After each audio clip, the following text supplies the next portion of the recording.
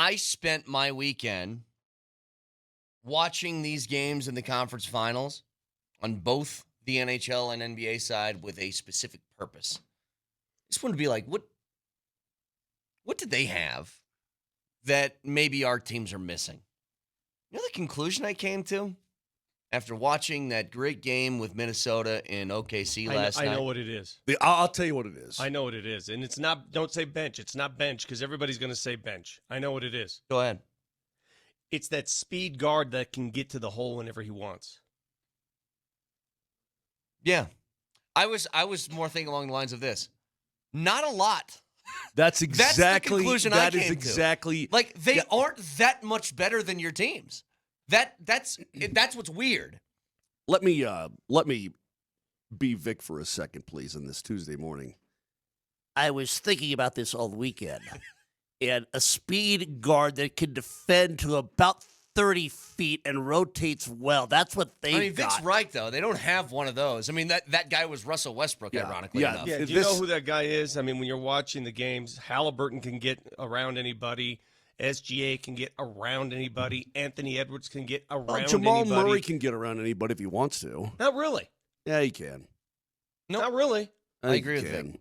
No, not like that. Not really. The overall thought, though, well, we'll beg to differ on that.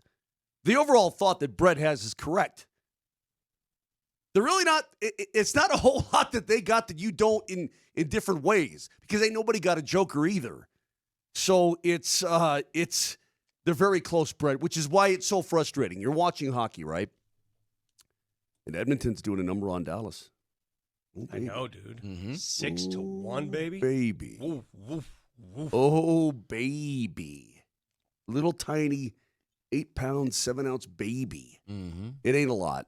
And that's why it makes you want to puke. A beautiful baby boy. Yeah. I'll ask you this again. Well, I went to a family reunion in Reno this weekend, believe it or not. For your family or the no, Bears? for Bears family.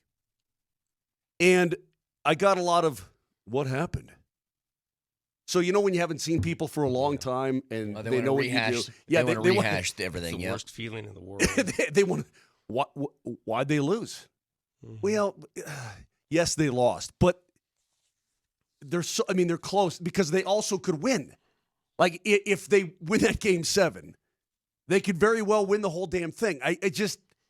It's frustrating as heck. Makes you want to puke.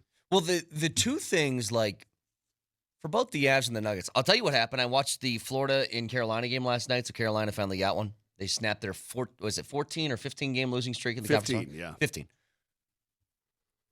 Well, how Florida lost, I know that story. They were 0 for 4 on the power play in a 1-0 game. That'll hurt you. And they didn't play their game either. They kind of the Panthers last night for the first time really in a while. Just kind of said they kind of just dorked around the entire game. But for both of these teams, here's what I noticed. And, Vic, we've mentioned this before. You've said this on multiple occasions, and it was something I think was translated through the Kroenke press conference last week.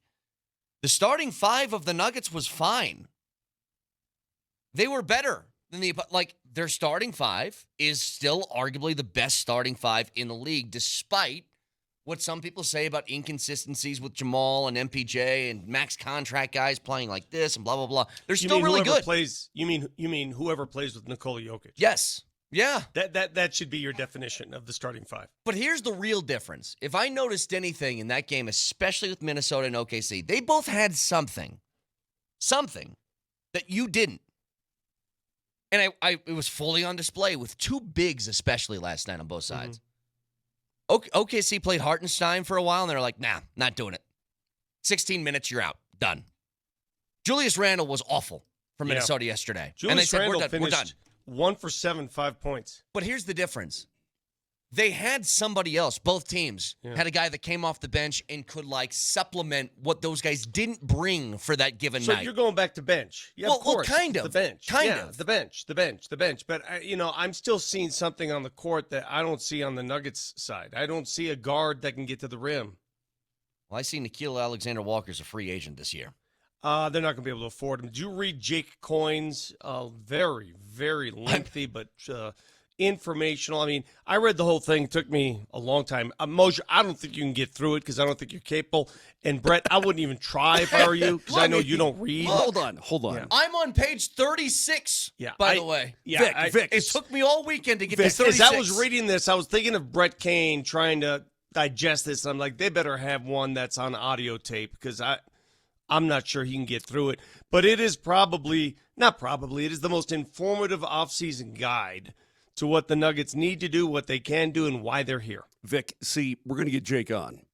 Are we for sure? Nelly, how's that going? I'm working on it. I'll let you know when he gets back to me. It's probably not helpful to Nelly to let him know 5 minutes ago to get him on. Yeah, and I know. expect to But have him here's on. the thing, Vic. What Jake does, he does very well. What he does is a lot of minutia that not a lot of people could do. If you want to be proud that you're dork enough to get through his 50 pages, then God bless you. You are. I mean, that's great. It's reading. It's not it's dork enough. read. I'm more knowledgeable by reading that than you are right now. Agreed. Which is why we're going to have Jake on, and I'll ask him questions, and he'll answer the same damn so thing. you couldn't not get in through 50 pages. So you couldn't get No. through it.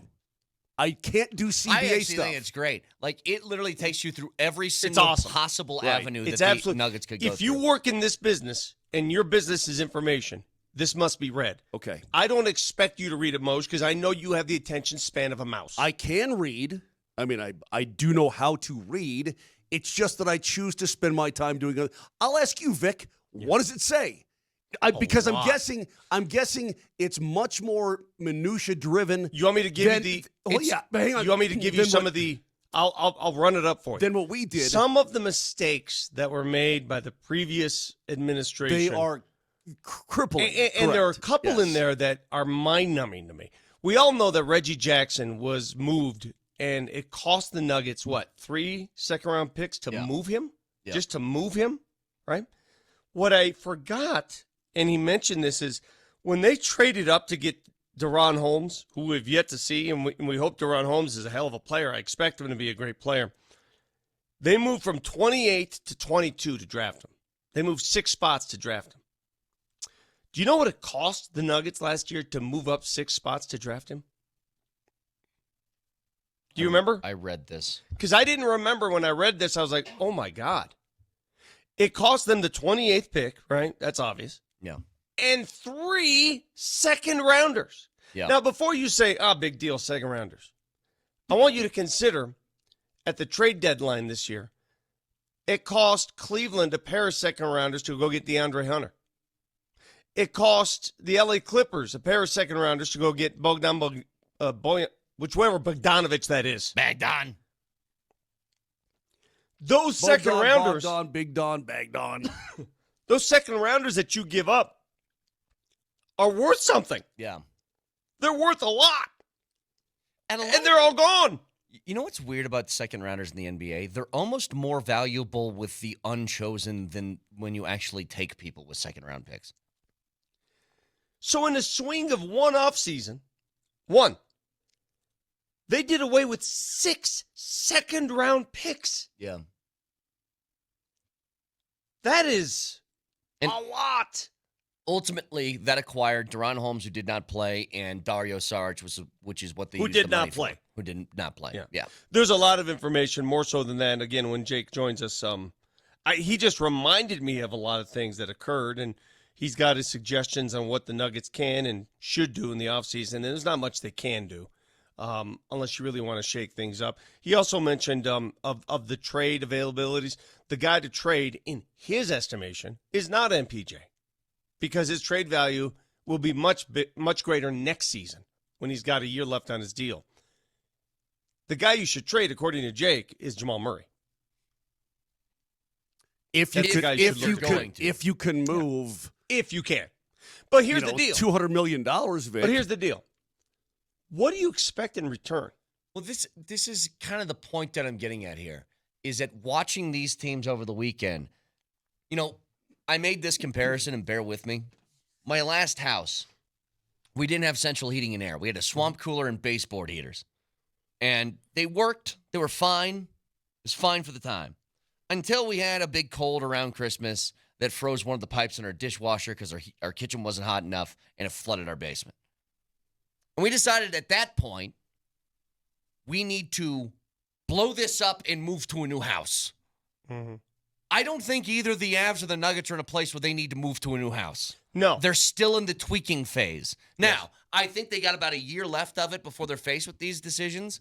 But the whole thing around making big moves, and especially with the Nuggets, you need to make sure you're as good or better afterwards. And I think that's a really hard proposition.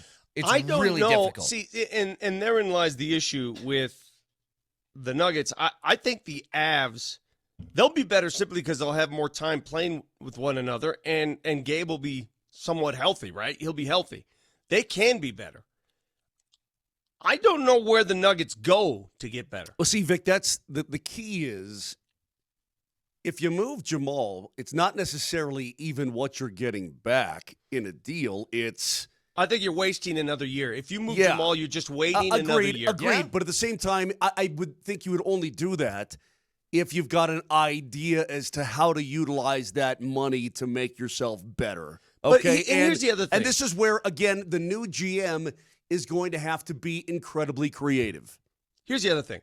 If you move Jamal thinking that, we're going to get an all-star player back, why would you get an all-star player back? Well, yeah, it's exactly right. I'm not necessarily thinking you need an all-star player back, Yeah. but you can utilize that money probably to get two guys.